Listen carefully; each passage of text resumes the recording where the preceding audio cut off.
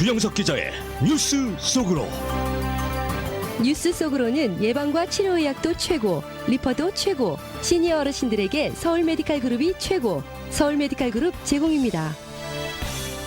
미성년 입국자 추방 유효외인 다카를 폐지하자라는 연방정부 행정명령에 대해서 오늘 연방대법원이 이를 인정하지 않는다라는 이 판결을 내려서 파장이 일고 있습니다. 자, 그런가 하면 LA 노숙자 수천 명에 대한 주거지 지원이 이루어질 것으로 보이는 결정이 나왔습니다. 이와 관련된 여러 가지 소식들 그리고 다른 또 이 토픽들도 함께 정리를 해서 알아봅니다. 주영석 기자. 안녕하십니까. 우선 다카에 대한 연방대법원 판결이 나왔는데 이 도널드 트럼프 대통령 입장에서는 대단히 좀 충격적인 내용이 될 것 같아요. 네, 그렇습니다. 5대4로 다카 폐지 연방정부 행정명령을 인정하지 않는다는 연방대법원 판결이 나왔습니다. 네. 오늘 속보로 전해드렸고요. 또 2부 시간에 박현경 기자도 전해드렸는데 중요한 것은 연방대법원의 구성이 굉장히 보수가 유리하도록 지금 짜여져 있음에도 불구하고 판결은 그렇지 않게 지금 나오고 있다는 거죠. 그래서 트럼프 대통령이나 공화당에게는 상당히 좀 충격적이다 이렇게 볼 수 있겠습니다. 사실은 미국 정치권에서 보면 항상 공화당이 집권할 때는 보수적인 대법관들을 많이 그렇죠. 임명하려고 애를 썼고 또 네. 민주당이 집권할 때는 진보적인 대법관들을 많이 임명하려고 그랬는데 네. 결국 이 최근에 나타나는 모습을 보면 그게 그렇게까지 의미 있는가 싶은 생각이 들어요. 이 지금 9명 아닙니까? 연방 대법원의 그 인원이 대법원장과 대법관 8명 그래서 9명인데 존 로버츠 대법원장, 클래런스 토머스 대법관, 세뮤얼 얼리토 대법관, 닐 고서치 대법관, 브렛 캐버너 대법관, 스티븐 브라이어 대법관, 엘리나 케이건 대법관, 소냐 소토마요르 대법관, 루스 베이더 긴즈버그 대법관 이렇게 9명입니다. 그중에 존 로버츠 대법원장을 비롯해서 클래런스 토머스, 세뮤얼 엘리토, 닐 고서치, 브렛 캐버너까지 5명이 이제 보수로 이제 꼽히고 있어요. 네. 나머지 4명이 이제 진보입니다. 근데 이 보수가 5명, 진보가 4명이니까 일단 단순하게 보더라도 5대4로 보수가 유리하고요. 보수는 거의 다 아주 초강경입니다. 클래런스 토머스 올해 72살의 흑인 대법관인데 이분이 흑인임에도 불구하고 아주 보수 중에 보수죠. 최고 강경파 보수입니다. 이 사람은 절대로 이 보수에서 벗어나는 그런 판결을 내린 적이 없을 정도로 아주 극보수 이 클래런스 토머스고요.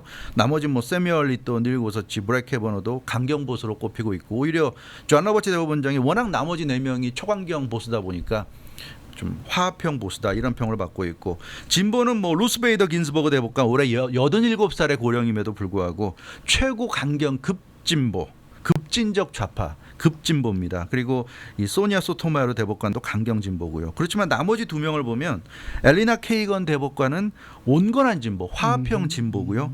스티븐 브라이어 대법관도 진보로 꼽히지만 이슈에 따라서 보수적인 판결도 내립니다. 그러니까 네. 사실은 5대4지만 진보적인 대법관 중에도 한 2명 정도는 좀 온건한 진보 정도로 볼 수 있기 때문에 굉장히 그 보수에게 유리한 그런 지금 연방 대법원의 9명 구성이라고 볼 수 있는데 그럼에도 불구하고 요즘 나오는 판결을 보면 그렇지 않은 것 같아요. 이런 그 성향과 관계없는 판결들이 지금 많이 나오고 있습니다. 트럼프 대통령이 자기 임기 중에 닐 고서치 대법관, 브렛 캐버너 대법관 2명의 보수적인 대법관들을 임명했음에도 불구하고 최근 연방대법원 판결에서 크게 덕을 보지 못하고 있습니다.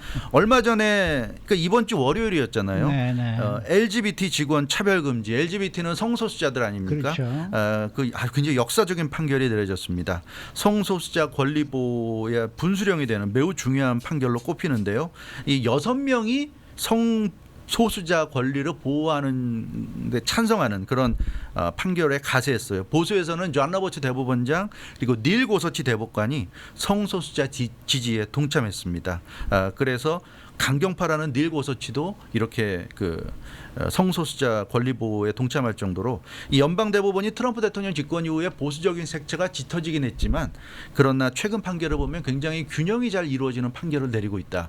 결코 그렇게 보수 진보라는 감정에 얽매이지 않고 본인이 생각할 때 올바르다고 생각하는 그런 판결을 내리는 것 같아요. 그래서 대법관들은 보수와 진보로 성향이 갈려서 이렇게 판단을 받고 있지만 그러니까 이 사람은 보수다, 이 사람은 진보다 이런 판단을 받고 있지만 판결을 내릴 때만큼은 그래도 균형력을 상당히 발휘하고 있다 이렇게 보여집니다. 특히 소수의 보호와 관련된 사안들에 대해서는 굉장히 전향적인 판결이 나오고 있어요.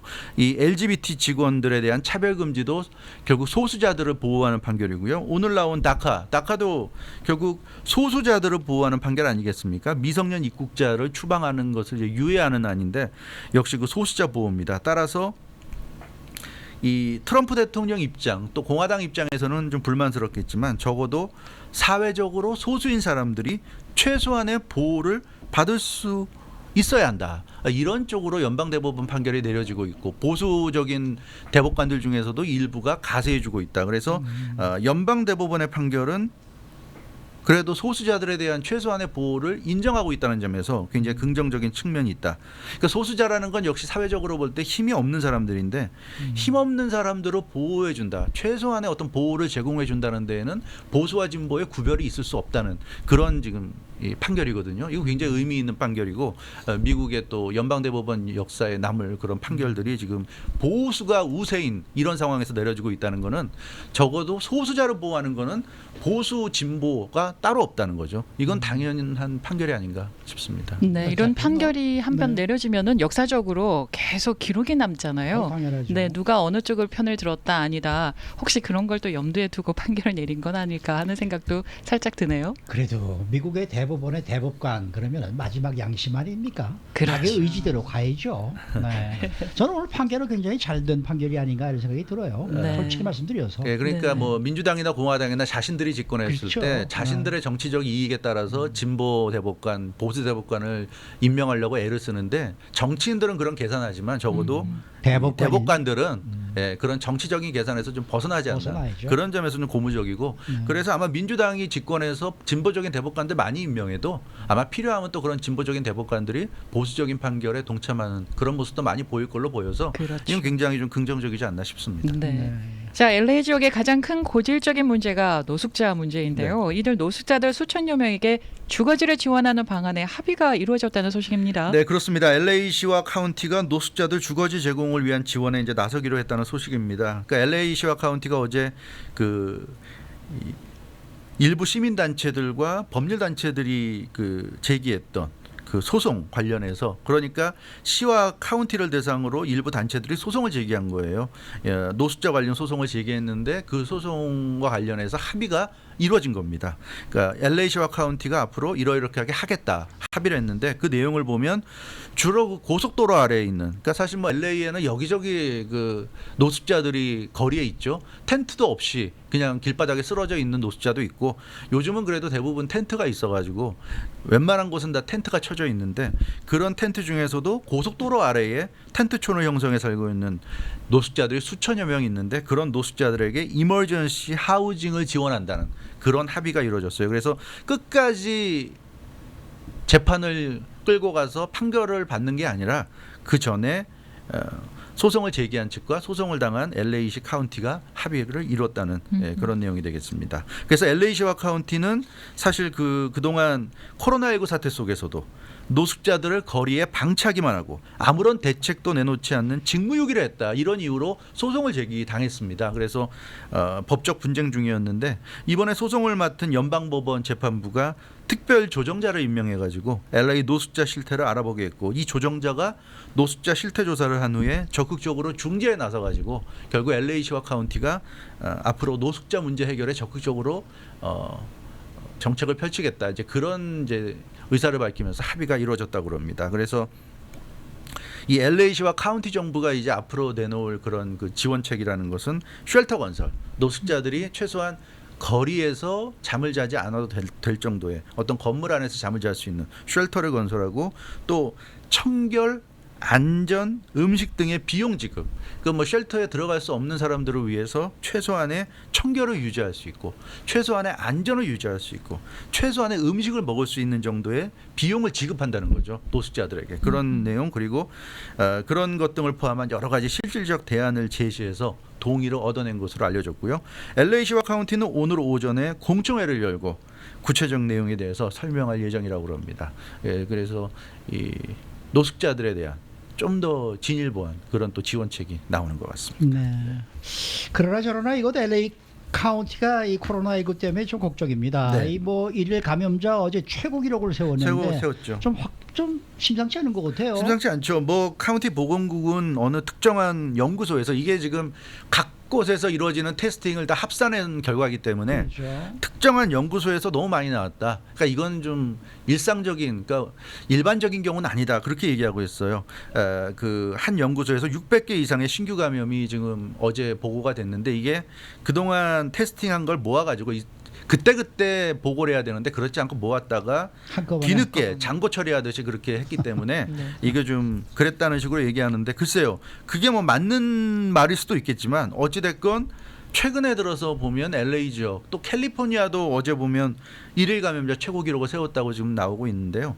좀 심상치가 않습니다. 굉장히 많이 나오고 있고 어제 LA 카운티 보건국이 발표한 신규 감염자 숫자가 2,129명이었죠. 근데 여기에 그 발표를 하고 나서 보통 LA 카운티가 낮 1시쯤에 발표를 하는데요. 발표하고 나니까 롱비치에서 71명, 파사데나에서 25명이 추가가 됐어요. 아하. 여기도 다 LA 카운티 관할입니다. 네. 그래서 그래서 결국 그 누적 감염자 숫자를 처음에 77,189명이라고 그랬다가 최종적으로 77,285명으로 좀 늘어나게 발표했는데 이런 걸 보면 무언가 하여튼 요즘 그 이 코로나19와 관련해서 굉장히 좀 우려할 만큼 신규 감염자가 많다. 사람들이 굉장히 좀 착각을 하는 것 같아요. 이제 다 끝난 것처럼 마스크 안 쓰는 사람들이 점점 많은 것 같고 실내에 와서도 마스크를 벗고 일하는 사람들이 굉장히 좀 많아진 것 같고요.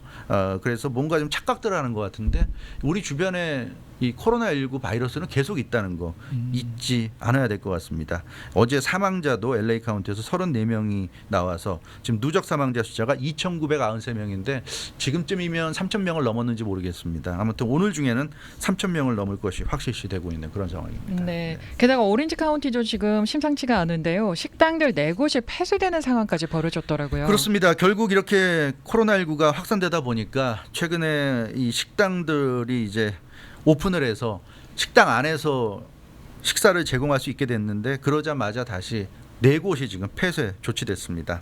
CBS LA가 오늘 보도한 내용을 보면 오렌지 카운티에서도 가장 인기 있는 식당들, 웬만한 분들 다 아실 만한 아주 유명한 식당들 4곳이 지금 문을 닫았습니다. 이 헌팅턴 비치에 있는 HQ 게스트러퍼 비롯해서 센타아나 사우스 코스타 플라자 부근에 있는 The Bowling Crab 그리고 뉴포트 비치에 있는 하비어스 레스토랑 에일 레스토랑 이 4곳입니다. 네. 이 4곳은 아마 미식가들이라면 다 알만한 굉장히 유명한 아주 이 LA와 또 오렌지 카운티죠. 오렌지 카운티의 아주 유명한 맛집들인데요. 이 4개 식당들이 어제 모두 폐쇄된 채 영업을 하지 않은 것으로 나타났습니다. CBS LA는 이들 4개 식당들 중에 3개 식당에서 직원들이 그러니까 종업원들이 코로나19 감염된 것으로 그렇게 알려졌다고 전했고요. 뉴포트 비치에 있는 그 하비어스 레스토랑 이 뉴포트 비치에 있는 아주 멕시칸 레스토랑으로서는 아주 정평 있는 곳인데 최소한 1명 내지는 복수의 직원들이 코로나19에 감염됐고 현재 오렌지 카운티 보건국이 하비어스 레스토랑 상태를 점검하고 있다. 이렇게 좀 나타나고 있습니다. 그래서 하비어스 레스토랑 측은 SNS를 통해서 고객들에게 어제 문을 닫은 것이 자발적인 폐쇄라는 것을 알렸고요. 대대적인 청소와 소독을 지금 하고 있고 또 테스팅을 통해서 모든 상황을 안정시킨 후에 오는 7월 1일 수요일에 재개장을 목표로 하고 있다는 사실을 밝혔습니다. 또 그런가 하면 역시 뉴포트 비치에 있는 에일 레스토랑 같은 경우도 SNS, 인스타그램 계정을 통해서 대대적인 청소와 소독 작업을 하고 있다고 알렸고요. 직원들 중에 테스팅을 받았다는 사실도 알렸습니다. 이 오렌지 카운티에서는 최근 마스크 착용에 대한 논란 때문에 공공장소에서 마스크 착용을 강제하는 행정명령이 완화가 됐죠. 그래서 권고하는 거지 마스크를 쓰지 않아도 처벌되지 않습니다. 그렇기 때문에 오렌지 카운티에서는 이렇게 식당이나 이런 곳에서 마스크를 쓰지 않는 사람들이 참 많은 것 같고요. 그렇지만 오렌지 카운티에서 식당 종업원들은 반드시 마스크를 착용해야 됩니다. 서빙할 때. 그런데도 불구하고 지금 이렇게 식당 종업원들이 코로나19에 감염된 것으로 나타났는데 이 산타아나 사우스 코스타 플라자 부근의 더 볼링 크랩 같은 경우는 즉각적으로 다시 문을 열 것이다 이렇게 어제 그 CBS LA와 인터뷰에서 언급해서 좀 논란을 일으키기도 했습니다. 이 오렌지 카운티 보건국 같은 경우 일터에서 감염 사례가 나오게 되면 모든 직원들에 대해서 테스팅 받을 것을 명령할 수 있고요. 안전하게 영업을 할 수 있다는 판단이 설 때까지 그 업소를 폐쇄시킬 수 있는 권한이 있습니다. 그래서 오렌지 카운티가 보건국이 어제 오렌지 카운티에 있는 유명한 이 식당들 4곳을 폐쇄 조치 시켰는데 이 조심해야 될 것 같아요, 정말로. 정말로요, 이 사람들이 네. 다 지금 잊어버리고 있는 것 같습니다. 마스크 계속 써야 되고요. 안전거리, 그러니까 사회적 거리 유지해야 되고요. 근데 지금 보면은 너무나 이제 사람들이 그냥 코로나19 이전으로 돌아가는 것 같은. 이 시간에 누누이 말씀드리지만 코로나19 이전으로는 돌아갈 수 없습니다. 그렇게 돌아갈 수 없는 상황인데도 불구하고 그냥 돌아가는 것 같아요, 자기 마음대로. 근데 이거는 분명히 대가를 치를 것 같아서 좀 걱정스러운 마음이 큽니다. 네. 자, 요즘 인종차별에 반대해서 과거 인종차별을 의미하는 네. 역사적 동상들 철거가 지금 벌어지고 있는데 캘리포니아 주 의회가 그 의사당 안에 있던 컬럼버스 동상 철거를 결정했다면서요? 네, 그렇소. 이 캘리포니아주 의사당이 그 세크라멘토에 있는데요. 거기 그 안에 보면 크리스토퍼 콜럼버스 동상이 있습니다. 근데 의회 전문지 더일이 보도한 내용이죠. 캘리포니아 그 주의회 지도자들이 이 콜럼버스 동상 철거를 이제 공식 발표를 했습니다. 터니 애킨스 캘리포니아 주상원 임시회장, 앤서니 랜던 캘리포니아 주하원 의장, 켄 쿨리 캘리포니아 주하원 운영위원장 등이 공동으로 성명을 발표하고 콜럼버스 동상 철거를 밝혔고요. 그리고 그 콜럼버스 동상 옆에는 이사벨라 스페인 여왕 동상도 있는데 함께 철거하기로 결정을 했습니다. 이사벨라 여왕 너무나 유명하죠. 바로 15세기 스페인의 공동 통치자로서 크리스토퍼 콜럼버스 항해를 후원한 인물입니다. 그래서 아메리카 대륙을 유럽이 인식할 수 있게 만드는데 아주 크게 기여했는데요. 이들 그 이사벨라 여왕과 크리스토퍼 콜럼버스의 동상이 이 캘리포니아 주의회에 1883년에 세워졌어요. 그러니까 지금 137년 동안 지금 계속되어 오고 있는데 캘리포니아 주의회 지도자들은 공동 성명에서 아메리카 대륙에 도착한 콜럼버스가 평화롭게 살고 있던 토착민들에게 치명적인 죽음의 악영향을 미쳤던 인물이다 이렇게 지적했고요. 더 이상은 시대적 분위기에 맞지 않게 됐기 때문에 이제는 이 동상들을 콜럼버스와 이사벨라 여왕의 동상을 모두 없애기로 했다 이렇게 밝혔습니다. 현대 이 모던 캘리포니아 주의회 의사당에 콜럼버스가 있을 자리는 더 이상 없다. 이렇게 앤서니 랜던 주하원 의장이 자신의 트위터를 통해서 밝혔는데요. 이제는 콜럼버스는 더 이상 역사적인 위인으로서 평가를 받지 못하는 그런 이제 시대가 된 것 같습니다. 네, 저도 2009년도인가요? 저희 라디오 코리아 창사 20주년 때 네. 캘리포니아 주 의회에서 표창장을 준다 그래서 그 저 세크라멘토에 가가지고 의사당을 방문한 적이 있었는데 그때 이걸 보긴 봤었어요. 네. 그래서 읽어보니까 뭐 이사벨라 여왕 얘기, 네. 뭐 콜럼버스 그래서 이게 어떻게 스페인에 있어야 될 동상이 여기 와 있다라는 생각을 했던 기억이 나는데 그게 마침내 철거가 되고 마네요. 네, 네. 자, 아놀 슈왈제네거 전 캘리포니아 주지사가 최근에요. 자신이 이용하는 피트니스 헬스장을 찾았다가 운동하지 않고 곧바로 집으로 돌아갔다는데 그게 마스크 착용 때문에 그랬다면서요. 그렇습니다. 이 아놀드 슈왈제네거 전 주지사는 뭐 주지사지만 뭐 영화 배우로서 최고의 또 슈퍼스타였고요. 그렇죠. 그리고 또 그 전에 또 바디빌더로서도 최고의 또 슈퍼스타였습니다. 네. 그래서 이 운동과는 정말 뗄래야 뗄 수 없는 인물이죠. 액션 스타였고요. 그래서 항상 지금 70이 넘은 고령에도 불구하고 매일같이 운동하는 것으로 유명한데 그동안 사실 이 코로나19 때문에 폐쇄령이 내려져서 헬스장이 다 문을 닫았잖아요. 네. 그러다가 이제 문을 열어서 아놀드 슈왈제네거가 자신이 애용하던 피트니스 체인 골즈 그 베니스에 있는 헬스장입니다.